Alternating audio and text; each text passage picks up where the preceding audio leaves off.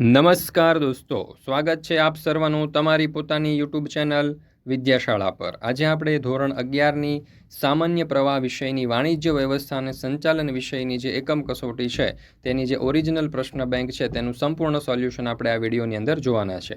મિત્રો, આપણા વોટ્સઅપ ગ્રુપની અંદર પણ જરૂરથી જોડાઈ જજો, જેથી કરીને આ એકમ કસોટીઓની જે ઓરિજિનલ પ્રશ્ન બેંક છે તેના સોલ્યુશનના વિડીયો અને પીડીએફની લિંક તમને વોટ્સઅપ પર પ્રાપ્ત થતી રહે।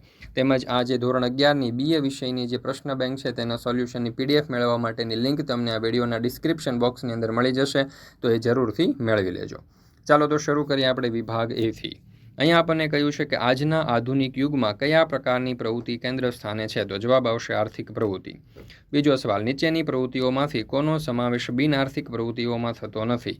તો જવાબ આવશે વિકલ્પ સી, ખેડૂત અનાજનું ઉત્પાદન કરે છે। ત્રીજું, વ્યવસાય કરનાર વ્યક્તિ સેવાના બદલામાં કયા પ્રકારનું વળતર મેળવે છે? તો જવાબ આવશે ફી। રોજગાર એટલે? તો જવાબ આવશે નોકરી। અને શાળામાં શિક્ષણ કાર્ય કરતો શિક્ષક કયા પ્રકારની આર્થિક પ્રવૃત્તિ કરે છે? તો જવાબ આવશે રોજગાર। મિત્રો, ધોરણ 11ની જે 29/7/2024ના રોજની ઓરિજિનલ પ્રશ્ન બેંકના સોલ્યુશન છે અંગ્રેજી અને બીએ વિષયના, તે આપણી ચેનલ ઉપર મુકાઈ ચૂક્યા છે। આ વિડીયો અને પીડીએફનો અભ્યાસ કરવા માટેની લિંક તમને નીચે ડિસ્ક્રિપ્શન બોક્સની અંદર મળી જશે, જરૂરથી તેનો અભ્યાસ કરી લેજો। સાથે સાથે આપણા વોટ્સઅપ ગ્રુપની અંદર પણ જરૂરથી જોડાઈ જજો। અહીંયા તમને વોટ્સઅપ નંબર આપેલો છે। આ ઉપરાંત આપણી એપ્લિકેશન છે ઓશન કોચિંગ ક્લાસીસ, આ એપ્લિકેશન ડાઉનલોડ કરી અને એપ્લિકેશનમાંથી પણ તમે આ સોલ્યુશનની પીડીએફ મેળવી શકો છો, તો દરેક વિદ્યાર્થીઓએ અવશ્ય મેળવી લેવી। છઠ્ઠો સવાલ, નીચેનામાંથી કયું લક્ષણ ધંધાનું નથી? તો જવાબ આવશે વિશિષ્ટ જ્ઞાન। સાતમું, ધંધાની કાર્યક્ષમતાનો માપદંડ કયો છે? તો જવાબ આવશે વિકલ્પ એ, નફો। આઠમું, માલના ઉત્પાદન સ્થળેથી ઉપભોક્તા સ્થળ સુધી લઈ જવામાં આવે એટલે કયા તૃષ્ટિગુણનું સર્જન થાય? તો જવાબ આવશે વિકલ્પ બી, સ્થળ। નવમું, વેપારમાં કેટલા પક્ષકાર હોય છે? તો જવાબ આવશે વિકલ્પ બી, 2।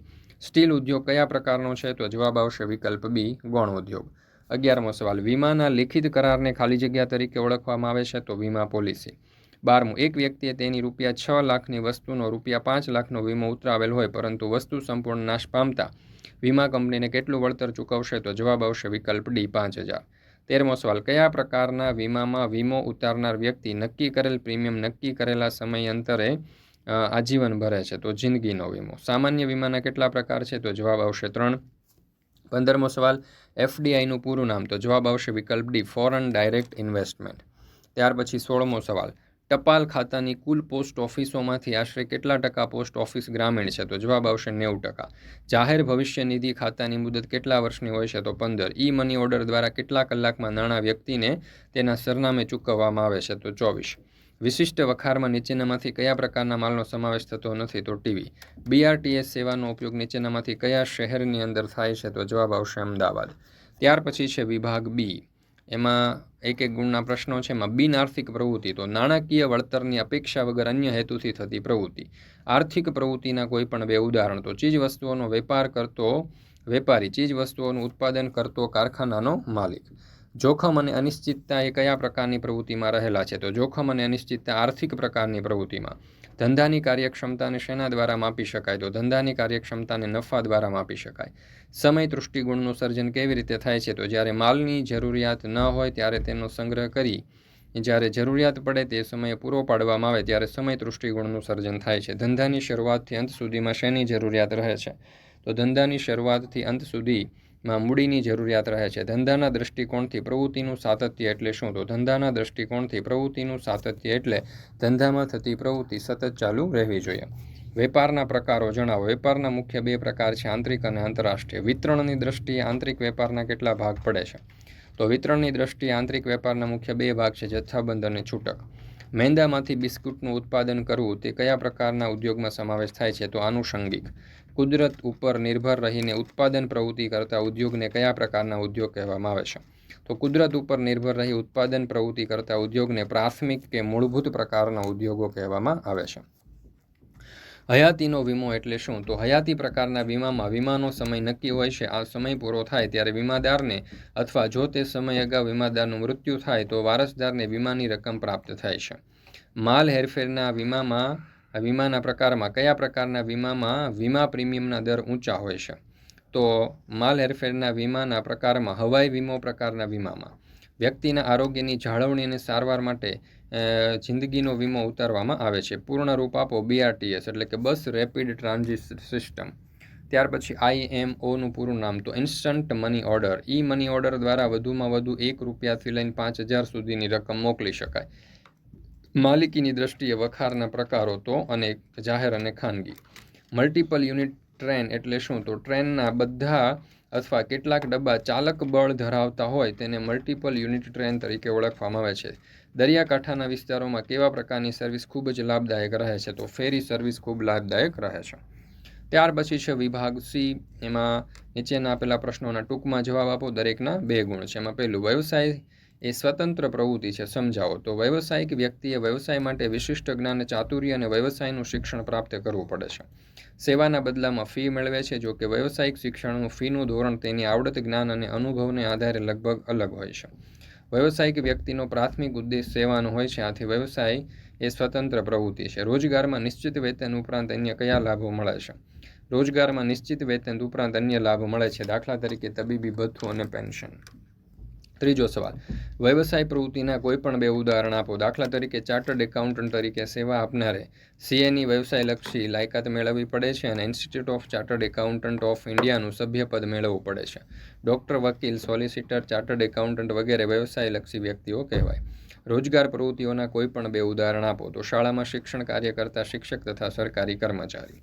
પાંચમો સવાલ, રોજગાર પરાવલંબી પ્રવૃત્તિ છે, સમજાવો. તો રોજગારમાં શારીરિક કે બૌદ્ધિક શ્રમના બદલામાં નિશ્ચિત સમયે નિશ્ચિત વેતન ચૂકવાય છે. રોજગારમાં નિશ્ચિત વેતન ઉપરાંત અન્ય લાભ પણ મળતા હોય છે.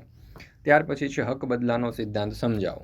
તો જ્યારે વીમા યોગ્ય વસ્તુનો વીમો લેવામાં આવે અને તે નાશ પામે, વીમા કંપની તેનું વળતર ચૂકવે, ત્યારે નાશ પામેલી વસ્તુનો માલિક હક વીમા કંપનીનો બને છે. તેના ઉપર મૂળ માલિકનો હક રહેતો નથી. આ બાબત જિંદગીના વીમાને લાગુ પડતી નથી. પાઇપલાઇન દ્વારા વહન કઈ પેદાશ માટે યોગ્ય છે? તો પ્રવાહી અથવા તો ગેસ જેવા પેદાશો માટે પાઇપલાઇનનો ઉપયોગ વધુ કાર્યક્ષમ રહે છે. પ્રવાહી કચરાનો નિકાલ, પાણી, પેટ્રોલિયમ, કુદરતી ગેસ વગેરે માટે આવી વ્યવસ્થા ઉપયોગી છે. માલિકીની દ્રષ્ટિએ વખારના પ્રકારો જણાવો. તો માલિકીની દ્રષ્ટિએ ખાનગી વખાર અને જાહેર વખાર. જળમાર્ગ વાહન વ્યવહાર કયા સાધનો દ્વારા થાય છે? તો દરિયો, સરોવર, નહેર, નદી વગેરે જળમાર્ગમાં હોડી, વહાણ કે અન્ય સાધનોથી જળમાર્ગ વાહન વ્યવહાર થાય છે. 2 નજીકના દરિયા કિનારાના સ્થળો અથવા તો જ્યાં પાણી અને સપાટ જમીન હોય ત્યાં મોટા પંખાથી ચાલતા હોવરક્રાફ્ટનો ઉપયોગ થાય છે. પશુઓ દ્વારા માનવ અને સલામતીના હેરફેરના ઉદાહરણો માટે જોવા મળે છે. દાખલા તરીકે ઘોડાગાડી અને બળદગાડું. ત્યાર પછી છે વિભાગ D. 3 માર્ક્સના પ્રશ્નો છે. એમાં કહ્યું છે કે નીચે આપેલા ઉદાહરણો આંતરિક વેપાર અને આંતરરાષ્ટ્રીય વેપારના છે, તેની ઓળખાણ કરીને જણાવો. તો અમદાવાદનો વેપારી મહેસાણામાં માલનું વેચાણ કરે તો આંતરિક વેપાર. દિલ્હીનો વેપારી સુરતમાં માલનું વેચાણ કરે, રાજ્ય ફરે છે છતાં આંતરિક વેપાર. હૈદરાબાદનો વેપારી ઓસ્ટ્રેલિયાના મેલબોર્નના વેપાર કરે તો એ આંતરરાષ્ટ્રીય વેપાર થશે. ત્યાર પછી તફાવત છે વેપાર અને વાણિજ્ય વચ્ચે. તો એમાં અર્થ, કાર્યક્ષેત્ર, સમાવેશ, સહાયક સેવાઓ વગેરેના આધારે આપણે તફાવત લખી શકીએ. ત્રીજો સવાલ, વેપાર એ સતત ચાલતી પ્રવૃત્તિ છે. તો અહીંયા જોઈ શકો છો દરેક પ્રશ્નોના ઉત્તર આપણે દર્શાવેલા છે. વેપારની કોઈ પણ 3 લાક્ષણિકતાઓ જણાવો. પાંચમો સવાલ, વાણિજ્યની કોઈ પણ 3 સહાયક સેવાઓ જણાવો. ત્યાર પછી છઠ્ઠો સવાલ, ત્રાહિત પક્ષના વીમા વિશે ઉદાહરણ સહિત સમજાવો. ત્યાર પછી 7મો સવાલ, સંપૂર્ણ ભરોસાના સિદ્ધાંત વિશે સમજાવો. 8મો સવાલ, વીમા નિયમન અને વિકાસ સત્તા વિશે ટૂંકમાં માહિતી આપો. દરેક પ્રશ્નોના ઉત્તર અહીંયા દર્શાવેલા છે, તમે જોઈ શકો છો. 9મો સવાલ, ટપાલ ખાતાની અન્ય આનુષંગિક સેવાઓના કોઈ પણ 3 ઉદાહરણ આપો. 10મો સવાલ, પાર્સલ સેવાઓ વિશે સમજૂતી આપો. ત્યાર પછી છે વિભાગ E. નીચે આપેલા પ્રશ્નોના વિસ્તૃતપૂર્વક જવાબ લખો. એમાં પહેલો સવાલ, ટપાલ સેવાઓમાંથી નીચે આપેલી સેવાઓની સમજૂતી આપો. તો એમાં સ્પીડ પોસ્ટ અને પાર્સલ. ત્યાર પછી છે કિસાન વિકાસ પત્ર, માસિક આવક યોજના, ટાઈમ ડિપોઝિટ, નોંધાયેલી પોસ્ટ વગેરે. બીજો સવાલ, વખારનો અર્થ આપી જકાતની દ્રષ્ટિએ તેના પ્રકારો સમજાવો. તો અહીંયા દરેક પ્રશ્નના ખૂબ જ સરસ રીતે આપણે ઉત્તરો આપેલા છે. વિડીયોને પોઝ કરીને સ્ટોપ કરીને આ પ્રશ્નોના ઉત્તરનો જવાબ તમે નોટબુકમાં લખી શકો છો અથવા યાદ રાખી શકો છો. વીમાનો અર્થ આપી તેના સિદ્ધાંતો જણાવો. તો અહીંયા તમે જોઈ શકો છો એના સિદ્ધાંતો આપણે દર્શાવેલા છે. ચાલો, તો એ તમે જોઈ શકો છો. વિડીયો પોઝ કરીને સ્ટોપ કરીને અથવા તો સોલ્યુશનની PDF પણ તમે મેળવી શકો છો. નીચે ડિસ્ક્રિપ્શન બોક્સની અંદર તમને લિંક આપેલી છે. જીવન વીમાના પ્રકારો જણાવી તે વિશે સમજૂતી આપો. તો જિંદગીનો વીમો અને હયાતીનો વીમો. તો એમાં સર્વપ્રથમ જિંદગીનો વીમો આપેલો છે.